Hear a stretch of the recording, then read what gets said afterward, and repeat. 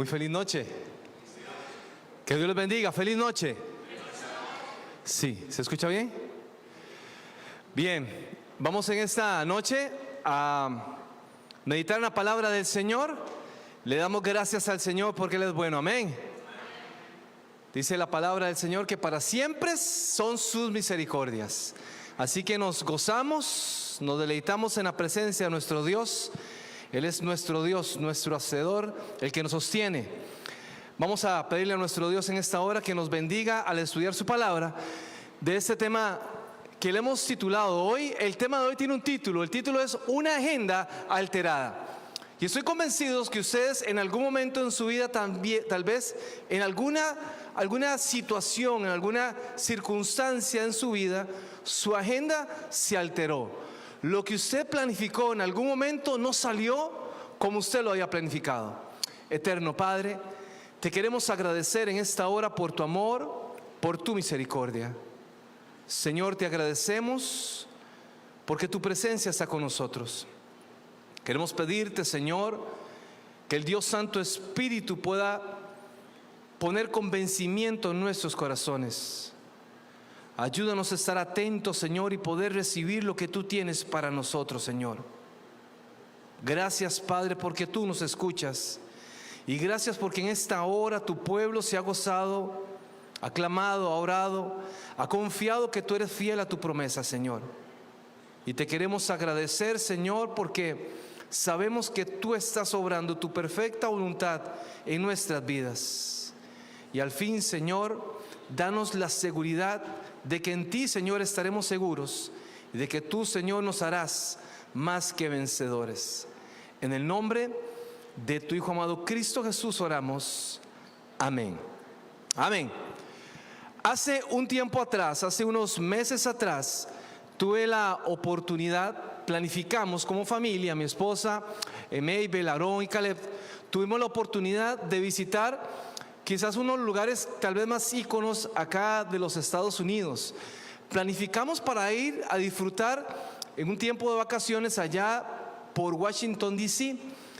Y por supuesto me imagino que muchos de ustedes ya han estado allí y han podido quizás disfrutar de algunas de las atracciones, ¿no? Que incluso hasta en las películas salen, donde la gente hace hasta fila para poder tomarse ciertas fotos en ciertos lugares. Y visitamos los lugares más íconos, pero uno de los lugares que más a mí quizás me impactó fue cuando llegamos ahí en Washington, D.C., más incluso que la Casa Blanca, más incluso que tomarme la foto con el presidente George, ¿cómo se llama? El presidente Abraham Lincoln, el que está ahí, ¿no? Y todos esos lugares emblemáticos de esa ciudad. Lo que más me llamó a mí la atención y lo que más me marcó a mí fue cuando llegamos a visitar algo que se llama el Museo del Holocausto. No sé si ustedes han tenido la oportunidad de visitar ese lugar. Ese lugar es un lugar donde tienen recuerdos, fotos, videos y una gran cantidad de cosas que hace alusión a aquel triste momento oscuro que la humanidad experimentó por simplemente una ideología política. ¿Recuerdan ustedes cómo los nazis persiguieron a los judíos? Bueno, cuando llegamos a ese lugar, lo primero que nos encontramos fue un señor, ya un señor mayor. Ese señor mayor estaba contando su testimonio. Ese señor era en aquel tiempo, él estaba bebé, él estaba pequeño. Y él estaba contando el testimonio de las cosas que ellos veían en aquel lugar. Y por supuesto que uno escuchando se sensibiliza mucho con la necesidad y el dolor de aquella gente que sufrió tanta necesidad, que sufrió tanto dolor, que sufrió tanto maltrato, que sufrió tanta persecución. Y no solamente eso, sino cuando uno comienza ya a visitar diferentes lugares de aquel museo, comienza a ver quizás tal vez los lugares donde hacían como unas maquetas, ¿no? Donde estaban los lugares donde ingresaban a la gente en aquellas cámaras de gases, y allí eran donde la gente moría. Vea, llegaba el montón de gente, los pasaban, ¿no? Y había un lugar, unas puertas grandes, y en esas puertas grandes hacían que toda aquella multitud entrara. Y por supuesto que ya no salían muertos. Habían videos de gente donde los están tirando, los están depositando en unos agujeros grandes, hoyos grandes, tirando a las personas que habían muerto allí. Aquello era algo que realmente desastroso, ¿no? Un hecho de la humanidad que lamentablemente ni siquiera tendríamos que estar recordando, pero fue una situación que se dio. Y estando allí también comencé a ver las fotos de muchos personajes históricos que estuvieron en aquellos campos de concentración. Allí estaba la foto de Ana Frank. Tal vez ustedes han leído en algún momento el libro, ¿verdad? El diario de Ana Frank, donde ella cuenta su historia allá en los campos de concentración nazi. Y ya lo hemos hablado en algún momento, ¿no? Acerca de aquel hombre famoso, psicólogo, el creador de la logoterapia, Viktor Frankl, uno de los psicólogos más reconocidos, importantes del mundo, que también estuvo allí en aquel campo de concentración. De hecho, si ustedes han leído el libro El hombre en busca de sentido, se han dado cuenta acerca de la historia que vivió este hombre allá en los campos de concentración de los nazis, ¿no? Donde él cuenta su historia, cómo fue separado de su esposa, nunca más la volvió a ver, donde él estuvo allí, simplemente se mantuvo allí para poder ayudarle a su padre, al cual nunca más tampoco volvió a ver. Y él en esa situación dice que cuando se presentó, lo recuerdan, la primera, yo creo que una vez lo conté, dice que él pusieron una fila de todos los judíos que estaban llegando. Pusieron una fila y que estaba el capo, y el capo levantaba la mano y hacía a la derecha, a la izquierda, derecha y la izquierda. Ellos no sabían qué es lo que estaba pasando. El capo lo que les estaba diciendo era que usted, a los que estaban a la derecha, eran los que reunían las condiciones para poder ser esclavos allá en aquellos campos de concentración, y los que estaban a la izquierda eran las personas que iban a morir, los iban a matar. El holocausto, todas aquellas personas que estaban a la izquierda no sabía qué era lo que estaba pasando. Ellos después se dieron cuenta, y este hombre comienza a contar en ese libro todas las injusticias. Ahora que Kevin está hablando de las injusticias que se están dando hoy en la actualidad, todas las injusticias que se estaban dando en aquel momento. No tenían un lugar decente donde dormir, no tenían la ropa correcta, andaban descalzos, no tenían un lugar donde hacer sus necesidades. Eso era lo que estaba pasando a aquella gente en aquel tiempo de holocausto, en aquel tiempo tan oscuro de la humanidad.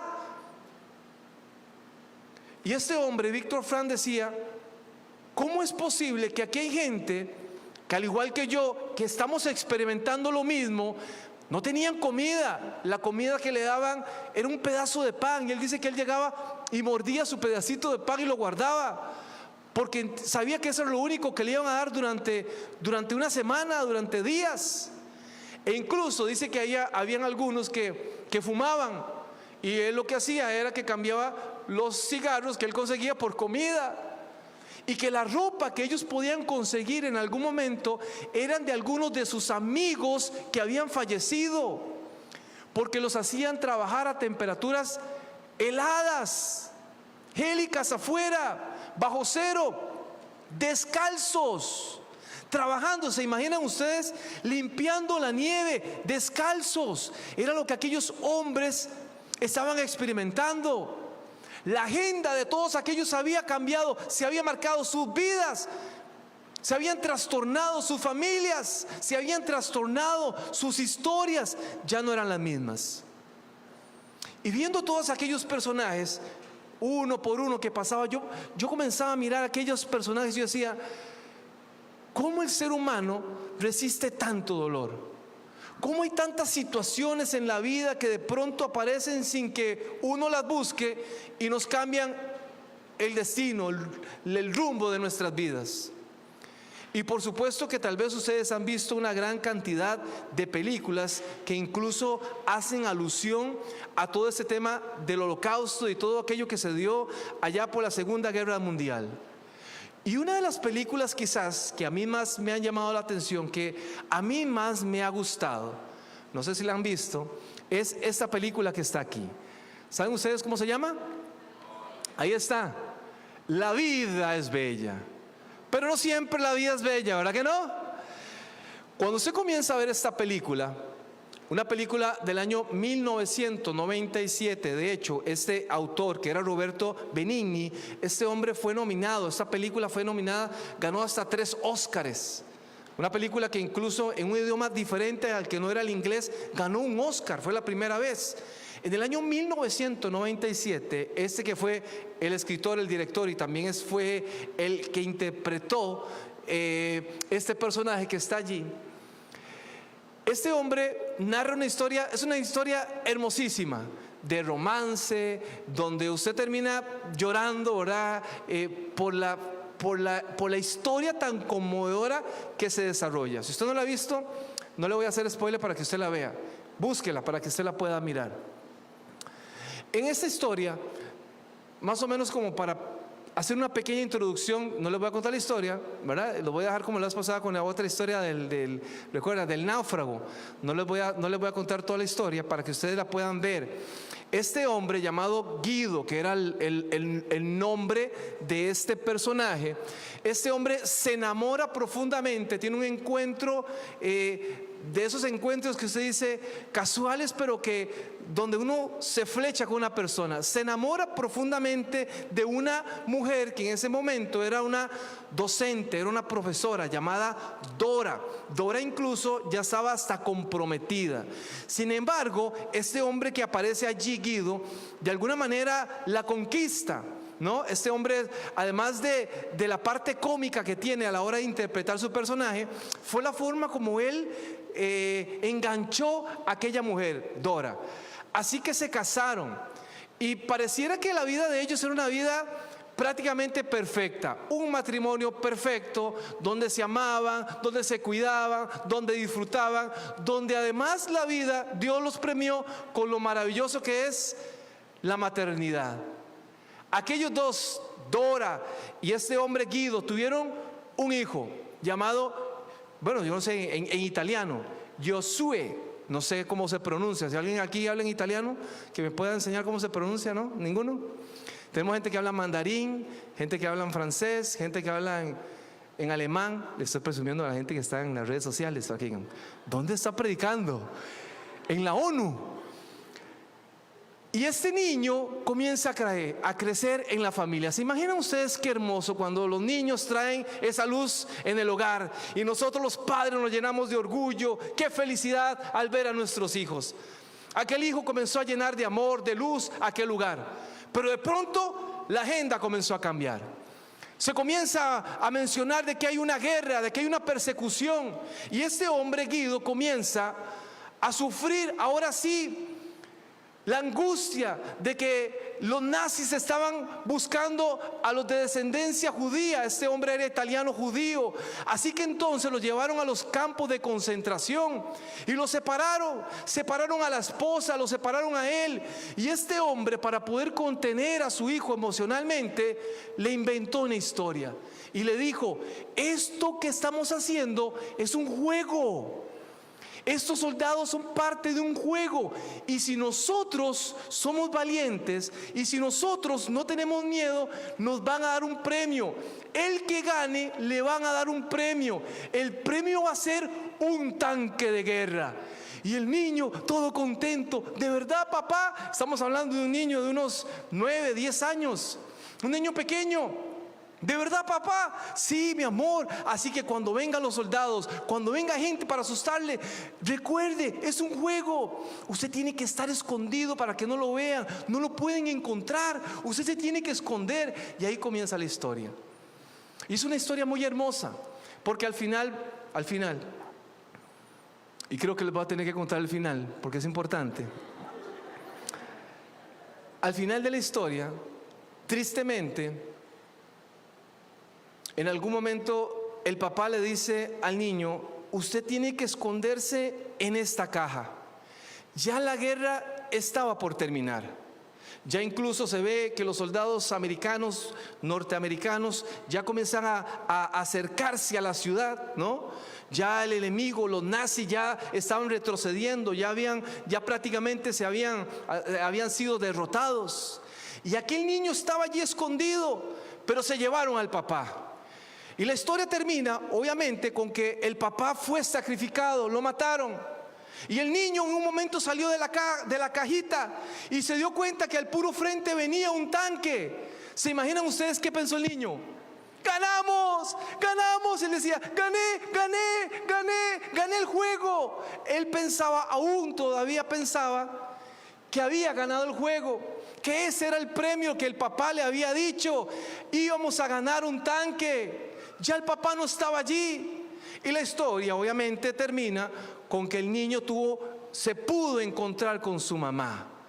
Una historia, ¿verdad?, media triste y también con un final medio feliz, ¿no? Incompleto, porque no estaban los dos. Pero noten ustedes cómo es la vida. La vida es así. La vida nos marca. La vida no siempre es bella. La vida está llena de retos, la vida está llena de desafíos. La vida está llena de situaciones que de pronto nos marcan. Porque muchas veces los planes cambian, pero los propósitos de Dios se mantienen. Y Dios siempre va a tener el control de todo lo que pueda estar ocurriendo en nuestras vidas. Posiblemente, tal vez usted me dice, sí, Hugo, yo me siento parte de la historia de lo que usted me está contando. Porque a mí una noticia cambió mi vida. Porque un dictamen médico cambió mi vida. Porque una noticia que me dieron allá de mi país me está llenando ahora la cabeza de ansiedad, de incertidumbre. Porque ahora tal vez hay familias que están hablando un lenguaje que antes no hablaban, un lenguaje clínico, un lenguaje médico. Hablan acerca de temas que están asociados al cáncer, de radioterapias, de quimioterapias y de un montón de situaciones que antes no se hablaban. Porque hoy muchos de nosotros estamos experimentando quizás ver a nuestros padres envejecer y algunos de ellos tal vez con enfermedades. Y antes usted no tenía presente eso, pero la vida comienza a llevarnos ahí.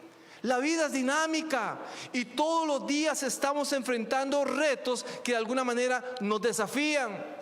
Pero muchas veces esos mismos retos nos desaniman. No sentimos un ánimo, no sentimos el deseo de seguir adelante. Y es parte de la vida. Hay momentos en la vida donde oramos y ni siquiera escuchamos cómo Dios nos habla, cómo Dios de alguna manera nos está reafirmando su promesa. No lo entendemos porque a veces estamos tan abrumados. Y en la palabra de Dios encontramos la historia. Yo quiero invitarle para que usted vaya conmigo en una historia que encontramos en Segunda de Reyes. Segunda de Reyes es la historia de esta noche. En Segunda de Reyes, el capítulo 4. La palabra del Señor nos habla acerca de la historia de una familia. Segunda de Reyes, el capítulo 4, el versículo 8, dice la palabra del Señor: y aconteció también que un día pasaba Eliseo por Sunén, y había allí una gran mujer, la cual le constriñó a que comiese del pan, y cuando por allí pasaba, se venía a su casa a comer pan. Dice la palabra del Señor, ahí el capítulo 4, versículo 8, usted lo puede leer. Dice que Eliseo pasó a una ciudad. Esta ciudad se llamaba Sunén. Y aquí se le denomina el nombre a una mujer. ¿Cómo se llama esta mujer? La Sunamita. La Biblia no dice cuál es el nombre de la mujer. La Biblia dice dónde vivía la mujer. La Biblia solo menciona varias características de esa mujer. Número 1, dice que era una gran mujer. Eso es lo que dice el texto bíblico. Dice una gran mujer. Allí había una gran mujer. Una mujer que vivía allí. Era conocida como la Sunamita. Pero esta mujer entendió algo. Esta mujer comprendió que aquel hombre era el representante de Dios, era un profeta. Así que cuando Eliseo pasaba por aquel lugar, aquella mujer lo atendía. Siempre había una costumbre, y en aquel momento la costumbre siempre era atender al forastero. El forastero debía de ser atendido, debía de ser alimentado. Y esta mujer tenía eso consciente. Esta mujer, cuando veía al profeta, le invitaba al profeta a comer pan. Y cuando habla aquí de comer pan, era de darle alimento. Así que esta mujer le invitaba a su casa a que el profeta se alimentase, a él y a Giezi, ¿no? a su ayudante. Y en un momento, aquella mujer se acercó a su esposo y le dice: mire, yo sé que este hombre es un representante de Dios, es un hombre de Dios, y yo quisiera que a este hombre le construyéramos un lugar donde él pudiese dormir cada vez que pase por la ciudad. Que cuando pase por el pueblo, él tenga un lugar decente donde dormir. Así que entonces el esposo le dijo: bueno, no hay problema, le vamos a construir aquí un lugar, un aposento donde él pueda dormir. Así que le dieron una cama, le dieron una mesa, le dieron una ¿cómo es que se llama? Una lámpara, le dieron una silla, conexión a Wi-Fi, todo lo tenía allí para que él pudiese trabajar, para que él pudiese estar allí leyendo las escrituras, para que él pudiese estar ahí orando, para que él pudiese estar ahí con tranquilidad. Le estaban proveyendo de todo, sus necesidades le estaban ayudando. Ya eso sí era caminar la milla extra. No cualquiera hacía eso. No solamente lo alimentaba, ahora también le estaba dando la oportunidad de poder vivir en parte de su casa. Y el profeta en algún momento se acercó donde estaba Giezi y le dice: Giezi, esta mujer es muy atenta con nosotros. Ve y pregúntale, ¿qué podemos hacer para nosotros devolverle lo que ella ha hecho con nosotros? Era agradecido. Eliseo era una persona agradecida. Así que el hombre le dijo: bueno, vaya, pregúntele si quiere que hable con el rey, que hable con el general, pregúntele qué necesita. Y Giezi llegó, y entonces no había cosa que aquella mujer necesitara. Y Giezi llegó y le dice: sabes, Eliseo, esta mujer no necesita nada, pero esta mujer tiene una necesidad. Esta mujer tiene algo. Esta mujer no ha podido tener un hijo, y su esposo ya está muy mayor. Ya su esposo ya no puede, ya no pueden hacer nada, por más que quieran, ya no pueden, ya el tiempo pasó. Así que entonces el profeta la mandó a llamar. Aquella mujer se presentó delante del profeta, y el profeta le dijo: ¿sabes qué? El próximo año, a este tiempo, por este tiempo, usted va a estar chineando, decimos en Costa Rica. Va a estar aquí con un bebé, ¿verdad? Sacándole el cólico, seguro le dice el profeta. Va a estar aquí durmiéndolo, va a estar cantándole. Y aquella mujer dijo: ¿pero por qué te burlas de mí?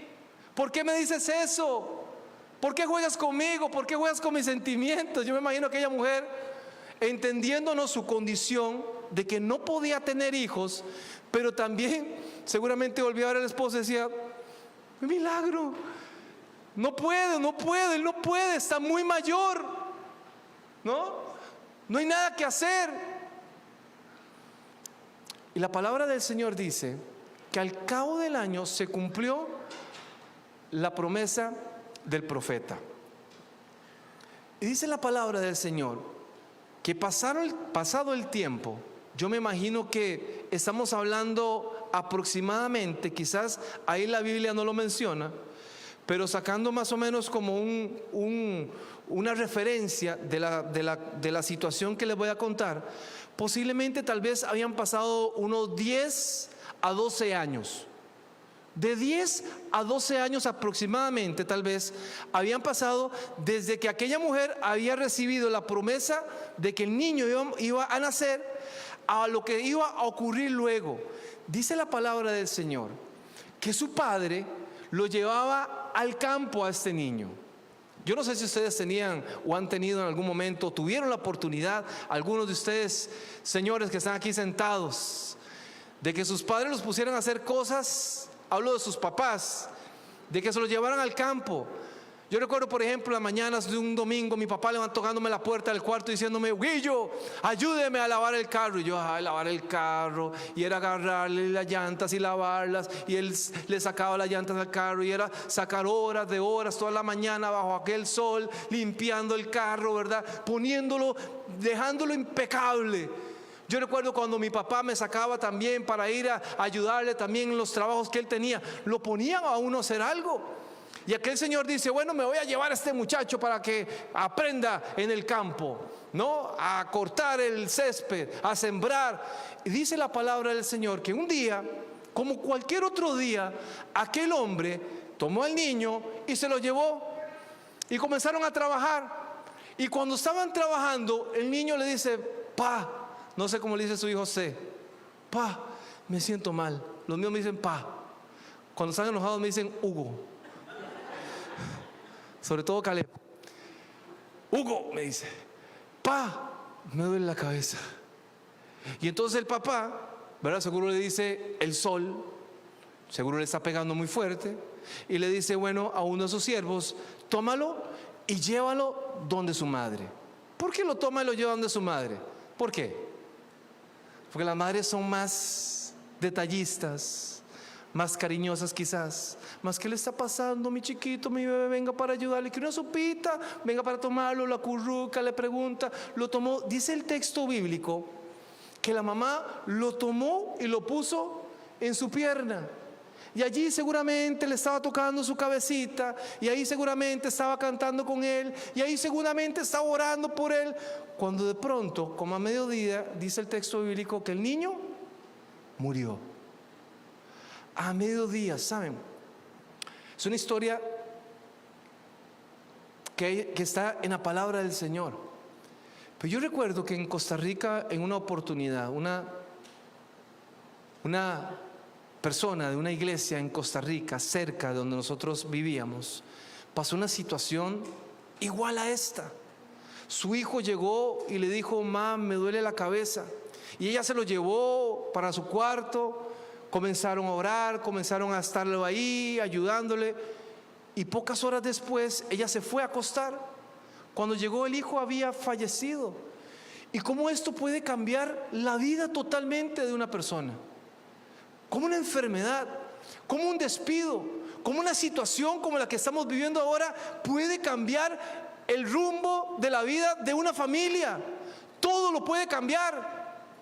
Y aquella mujer se desesperó posiblemente, dice el texto bíblico, que tomó al niño y lo llevó allá a la recámara del profeta, y allí lo acostó en la cama del profeta. Pero aquella mujer no se quedó ahí quejándose, no se quedó ahí amargada, no se quedó ahí llorando, no se quedó ahí refunfuñando con Dios, diciéndole: Dios, tú tienes la culpa de lo que me está pasando. No, dice el texto bíblico que aquella mujer corrió donde estaba su esposo.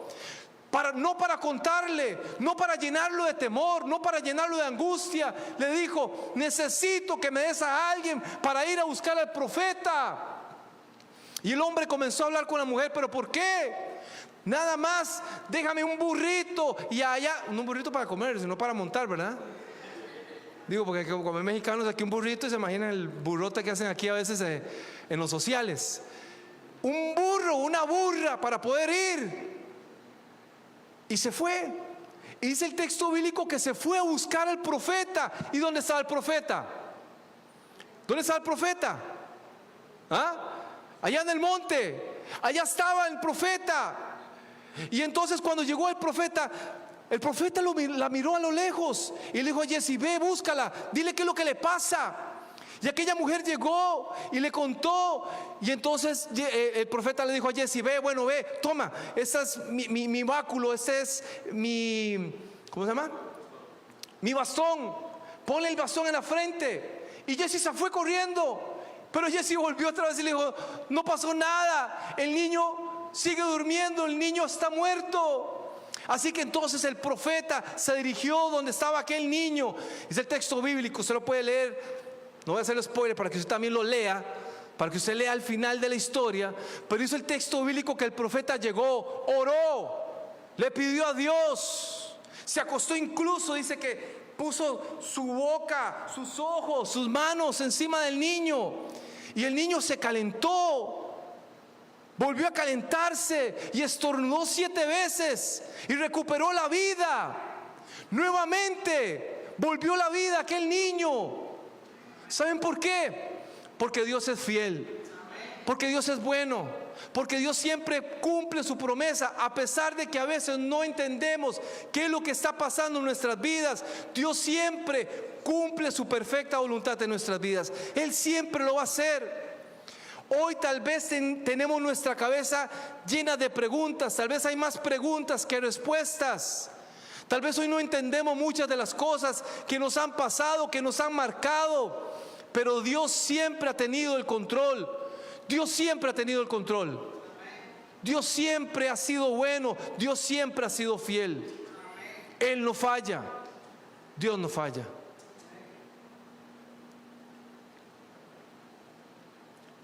Y el texto bíblico que estamos leyendo en Santiago, el capítulo 4, el versículo 13, en el libro de Santiago. Yo no sé si ustedes han tenido en algún momento, yo recuerdo en mi niñez, una persona que me marcó profundamente fue una tía, que fue mi segunda mamá, que vivía conmigo. Nosotros vivíamos en una casa que era como multifamiliar. A pesar de que eran 2 casas separadas, estaban como conectadas. Y siempre nos veíamos, siempre nos veíamos. Si yo bajaba de mi cuarto, que era un segundo piso, yo me podía encontrar a mi tía que estaba al otro lado cocinando. La cocina, yo la veía de arriba. Igual ellos lo hacían desde el otro lado y veían a mi mamá quizás cocinando y haciendo lo mismo. Entonces siempre teníamos esa relación. Y yo recuerdo que mi tía siempre me enseñaba algunas cosas. Por ejemplo, cuando ella me llamaba, ella me decía, Hugo Alonso. Siempre me dicen mis tías y mi mamá, Hugo Alonso. Y Rigo cuando me grita allá por el trabajo, Hugo Alonso. Digo, allá anda Rigo. Y yo recuerdo que mi tía me decía a mí, Hugo Alonso. Y yo le decía, sí. Y ella me decía, señora. Y yo no le podía responder a mi tía después, sí. Cuando ella me llamaba, la segunda vez, Hugo Alonso, yo le tenía que decir, señora. Así iba como se iba aprendiendo. O cuando yo hacía algo, ¿cómo se dice? Gracias. Y yo recuerdo que ella me enseñaba también, y mi mamá lo reforzaba cuando me enseñaba mucho, es, si Dios quiere. No sé si ustedes le enseñaron lo mismo. Si Dios quiere, mañana nos vemos. Y le decían a uno, si Dios quiere. Entonces uno aprendía a decir, mañana nos vemos, si Dios quiere. Y aquí el apóstol, yo digo, bueno, ¿de dónde lo sacaron? Y ahora leyendo la Biblia, nos damos cuenta que también eso viene de acá. Santiago, el capítulo 4, versículo 13, que dice, vamos ahora, los que decís, hoy o mañana, iremos a tal ciudad y estaremos allá por 1 año. Compraremos, venderemos y ganaremos. Y él comienza a hablar aquí acerca de la gente que comienza a hacer planes, pero que no incluye a Dios en los planes. Y él aquí comienza a decir, en lugar de lo cual deberéis decir, si el Señor quisiere, y si viniéramos haremos esto o aquello, mas ahora os jactáis en vuestra soberbia. ¿Por qué? Porque hay que entender que es Dios el que siempre cumple su voluntad. Y aunque nuestras agendas se alteren por alguna situación, muchas veces es Dios mismo el que la altera, para que nosotros entendamos que dependemos de Él. Que en esta noche Dios pueda de verdad poner en nuestros corazones ese deseo, que entendamos que necesitamos realmente depender de Él. Y termino con una frase de aquella película. La película La vida es bella termina con esta expresión. Dice al final en la película, este fue el sacrificio que hizo mi padre, esta fue su victoria. Y yo le voy a decir algo, tenemos también un Padre maravilloso, amoroso, que hizo todo lo posible para que usted y yo estemos en este lugar hoy. Y no solamente eso, sino para que nosotros pudiésemos ser libres de nuestros pecados. No por nuestros méritos, sino por los méritos de su Hijo amado que decidió entregarse por nosotros. Y eso nos hizo más que vencedores. Así que, ¿qué le parece en esta noche si nos ponemos de pie y entendemos que nuestra vida, que está siempre alterada por las situaciones que enfrentamos, por las condiciones que enfrentamos, que en todo este recorrido hacia esa Canaán celestial a la que nosotros estamos llamados y estamos invitados a participar, entendamos que sí, pueden haber muchas adversidades, pero caminamos con un Dios maravilloso, amoroso, que se ocupa de cada una de ellas. Vamos a orar. Eterno Padre, te agradecemos nuevamente, oh Dios, por tu amor y por tu misericordia. Señor, gracias porque sabemos que a pesar de que en la vida sufriremos tal vez dolor, desesperación, incertidumbre, congoja, Señor, sabemos de que en este mundo, Señor, tendremos aflicciones. Ayúdanos a entender, Señor, que tú has vencido y que tú nos darás la victoria, de que tú eres un Dios creador y que no nos dejaste a nuestra suerte, sino que te ocupas de nuestra necesidad. Gracias, Padre, porque hoy has puesto en nuestros corazones el deseo no solamente de hacer tu voluntad, sino también el deseo de confiar en ti. Señor, que al hacer planes entendamos, Señor, que necesitamos ponerte primero, Señor, y que si en algún momento, Señor, ayúdanos a entender que si la vida nos lleva por otro camino, Señor, que podamos, Señor, de verdad sentir tu compañía y tu presencia con nosotros, a entender de que no estamos solos, Señor, a entender que a pesar de que la adversidad, a pesar de que los gigantes que se levantan en nuestra vida, Señor, a pesar de que los desafíos, de que el dolor es tan intenso, de que tú estarás con nosotros. Danos tu consuelo. En el nombre de tu Hijo amado Cristo Jesús, oramos en esta hora. Amén. Amén. Puede tomar asiento, por favor.